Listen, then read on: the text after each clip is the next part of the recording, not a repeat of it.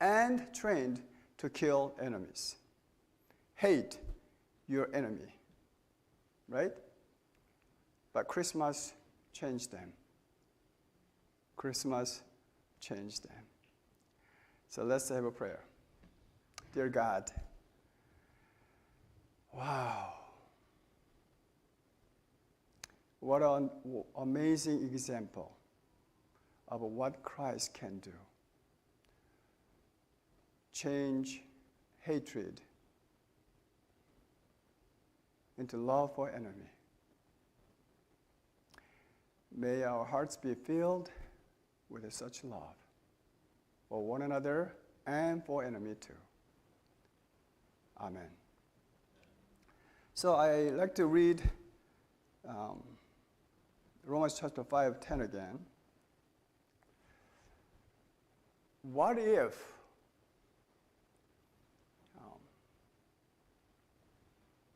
when we were enemies, we were reconciled through the death of Christ? So when we are enemies, we were reconciled through the death of Christ. 2 verses before, verse 8 says, when we were sinners, Christ died for us. Would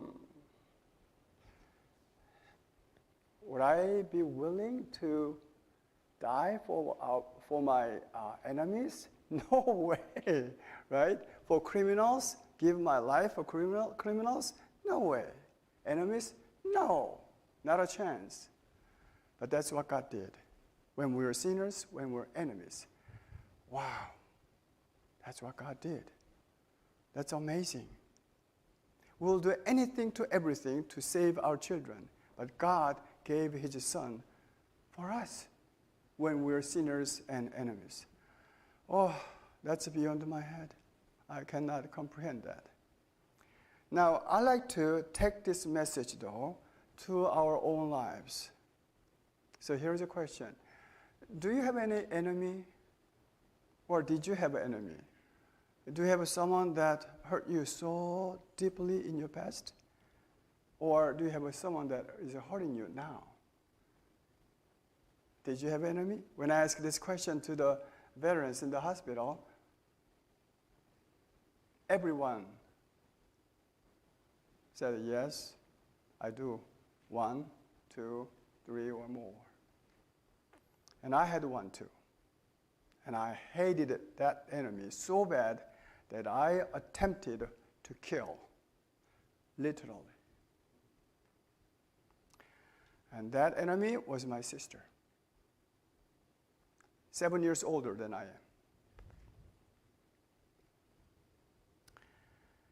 So this is how our hatred relationship began. I was 10, I think. One day, we were having a breakfast or lunch or something, and then I don't know what I did to upset her, and she reached out her hands toward me and scratched my face right under my left eyes with 3 fingers and left scars on my face. I don't know what I did. She got so upset, and then boom. And that scar was there for many years. But that was nothing compared to the emotional scar that she inflicted on me. I think I was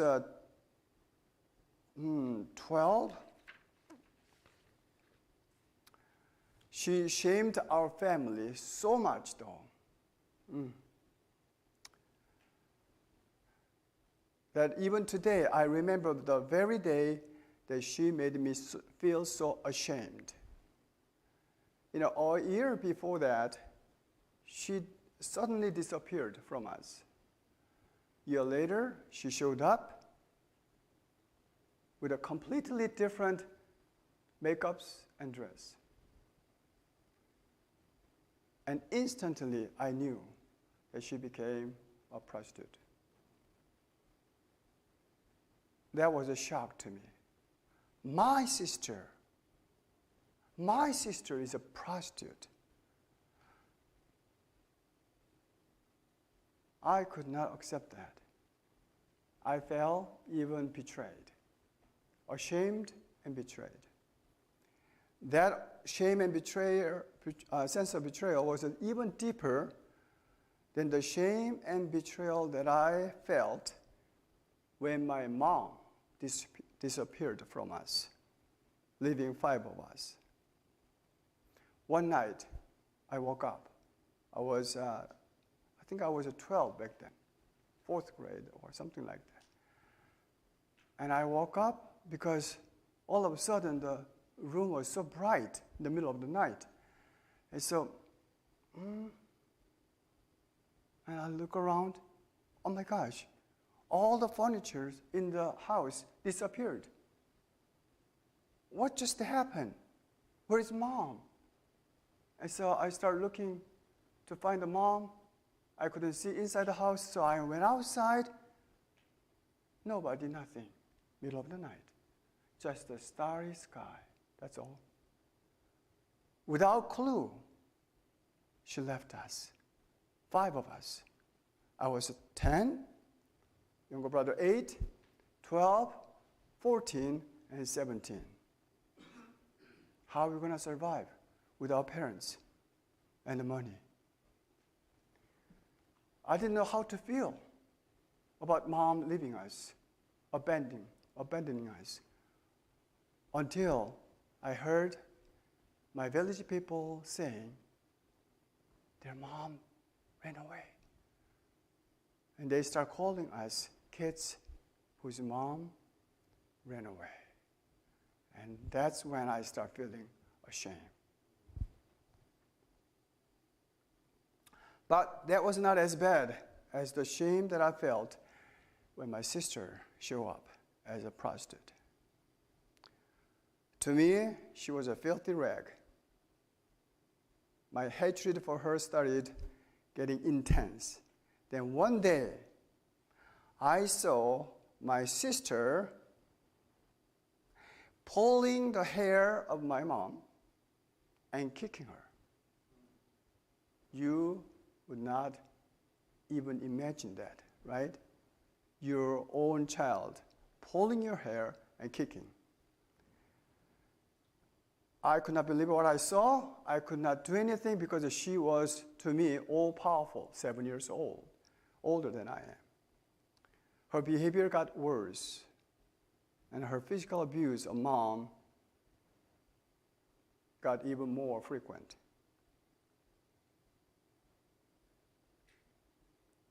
Our home became a hell. No more home sweet home.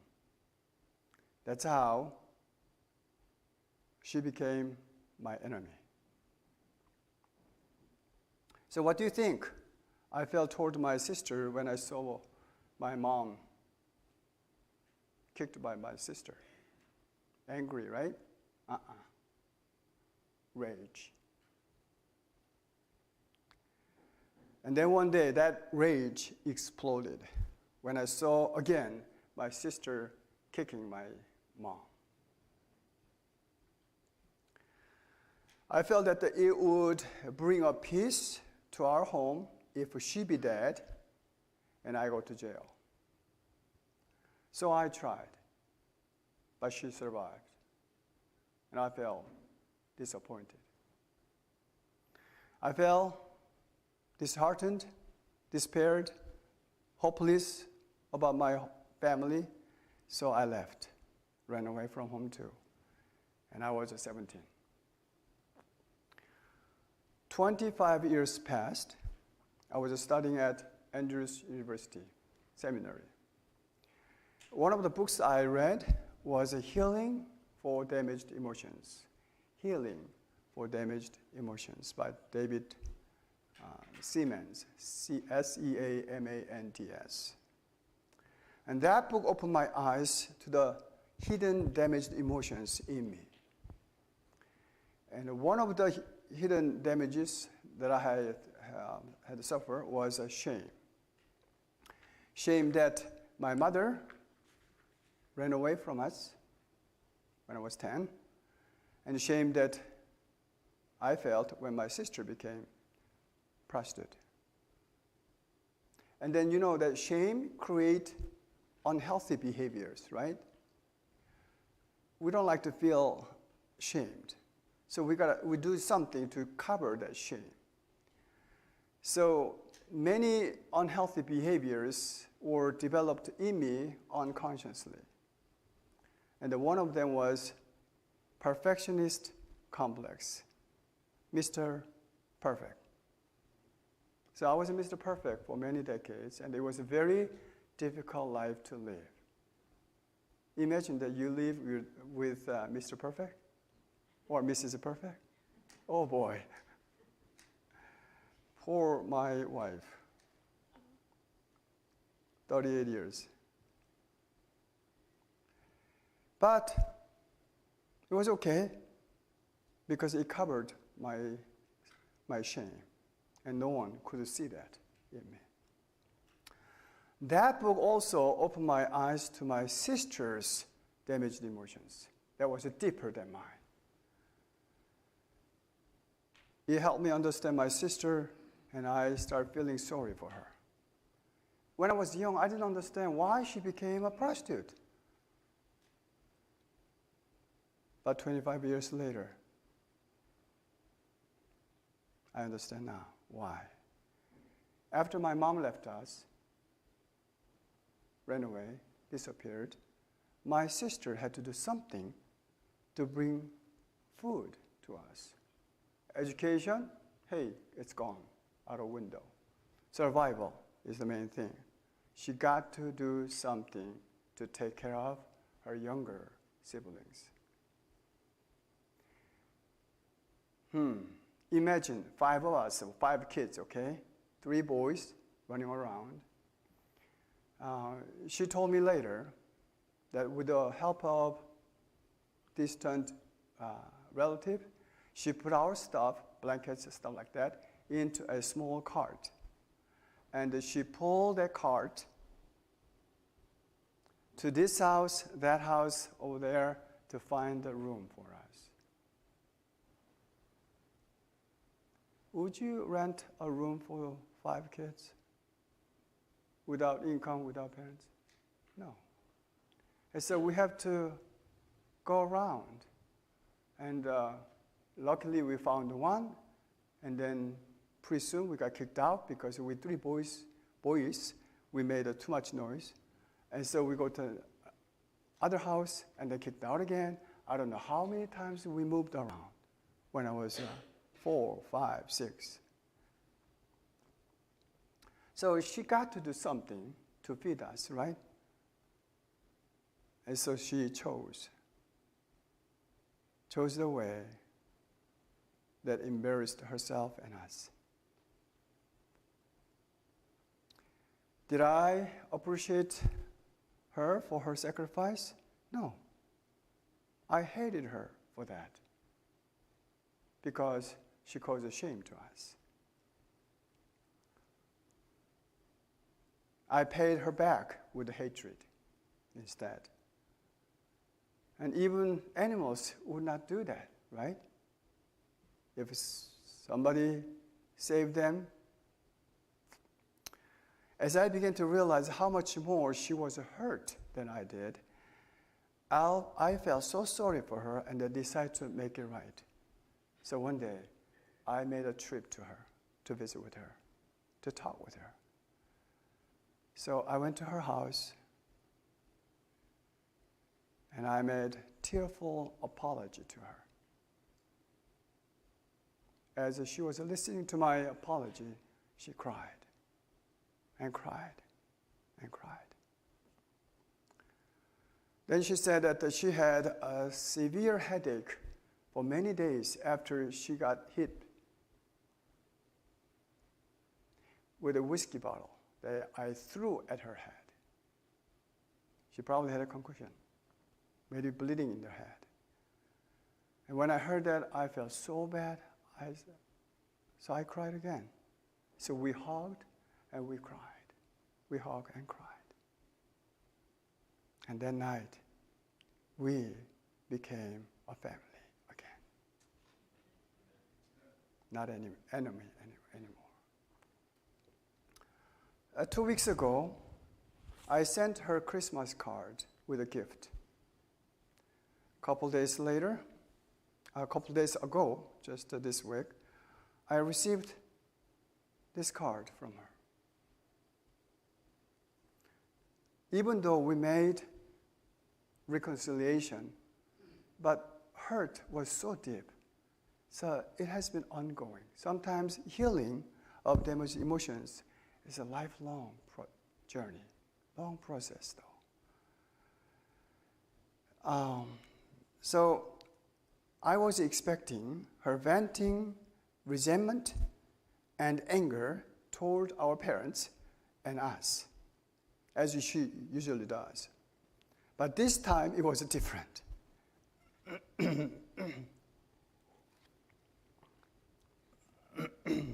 And I was surprised.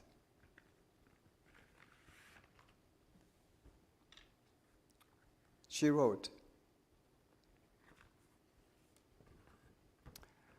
"Dear brother, I want to apologize you for something. One day you asked me to buy a baseball glove for you. I bought it for you and I said, 'Don't you ever ask me to buy anything anymore.' I'm sorry that I said that to you." Oh yes, I remember that one. My parents didn't have money. We depended on her. Food, shelter, education, everything. My parents, my father, somehow couldn't find a job. So we had to depend on her income. Imagine parents, father, mother, you have to depend on your daughters. Oh my goodness. And so I could not ask my parents to buy me a baseball glove. And so I asked my sister. And she did buy me a glove, but oh boy.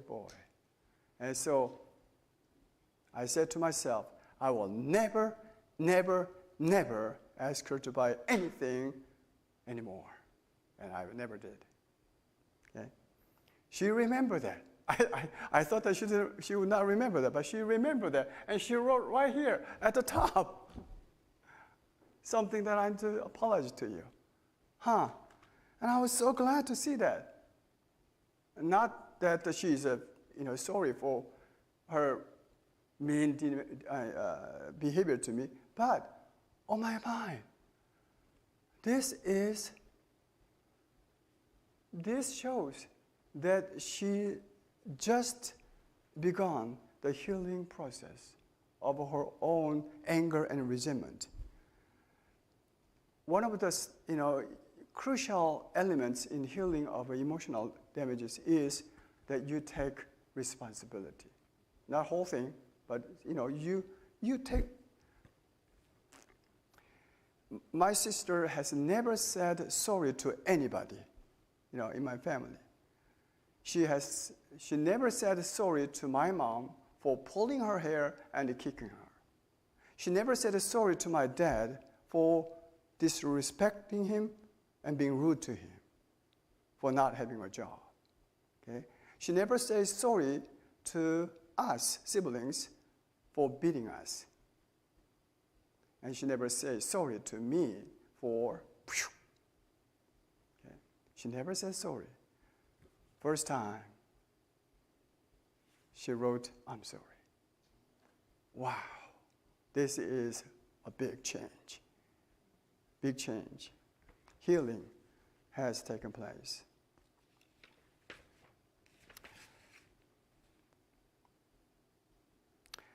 I hope that she would throw away all the trash from her mind and heart.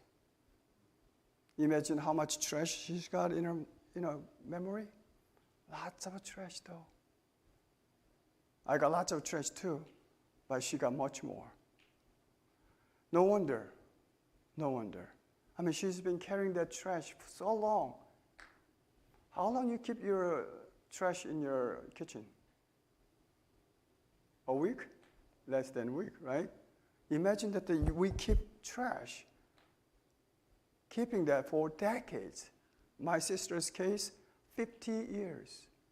No wonder it caused damage, not for her mental health, but her physical health. So she's got breast cancer now. She's going through cancer treatment. I hope that she would be able to throw away all the trash and live a peaceful life for the rest of her life. Would you please remember her in your prayer? Her name is Susanna. Okay? So do you have an enemy? Do you have someone who hurt you deeply? Luke chapter 6, verse 27 and 28. But to you who are listening, I say, love your enemies. Do good to them. Bless those who curse you, and pray for those who mistreat you.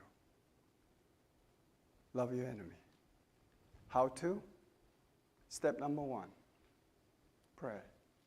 P-U-S-H. Heard that before? P-U-S-H? Push. No, not. It is a push, right? But pray until something happens. P-U-S-H. Push. Pray until something happens. So, love your enemy. Step number 1, pray. It may take a year or 2 years or 10 years, but keep praying until something happens. Step number 2, do good to them. Do good to them, if possible. Like sending a Christmas card with a gift card. She's going through cancer treatment, so I sent her money to help her with her medical bills. So this card is the result of many years of prayer and doing good to her.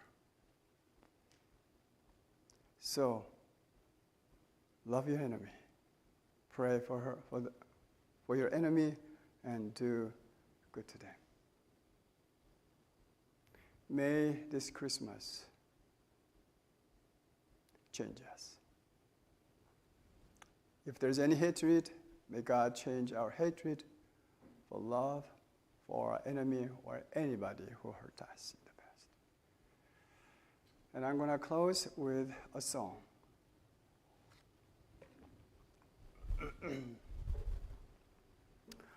It was a pretty tense song. Happy ending, okay, as I said. Happy ending right here. Okay?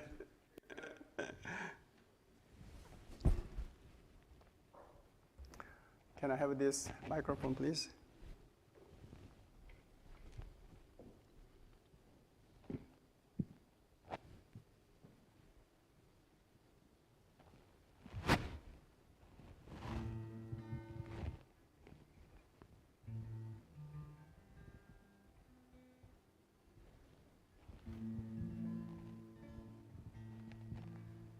Do you remember the movie Sound of Music?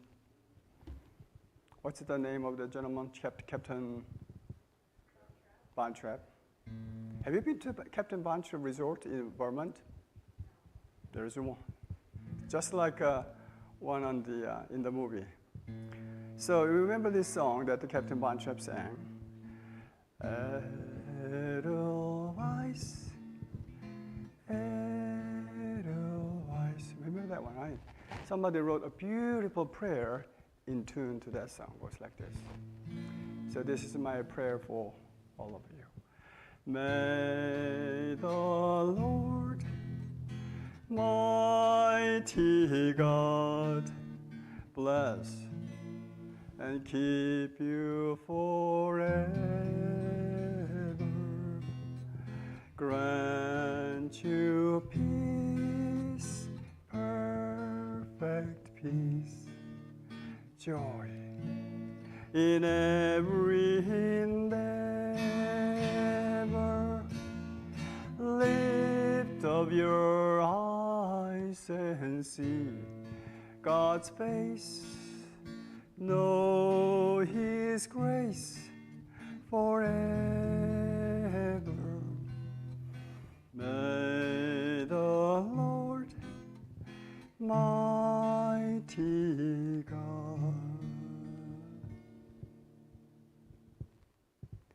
bless and keep you forever.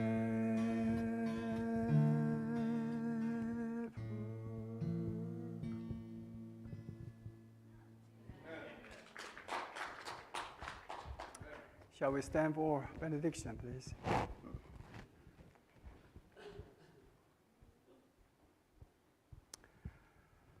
Oh, dear God, thank you. Thank you for your sacrifice. When we were sinners, when we were enemies, Jesus died for us. God the Father sent his Son for us. It's almost impossible for us to comprehend, but we give thanks still. Fill our hearts with a gratitude during this Christmas season and love, especially for our enemies. May we be like Jesus. May God bless you and keep you in his grace. Amen. Again, Merry Christmas to you.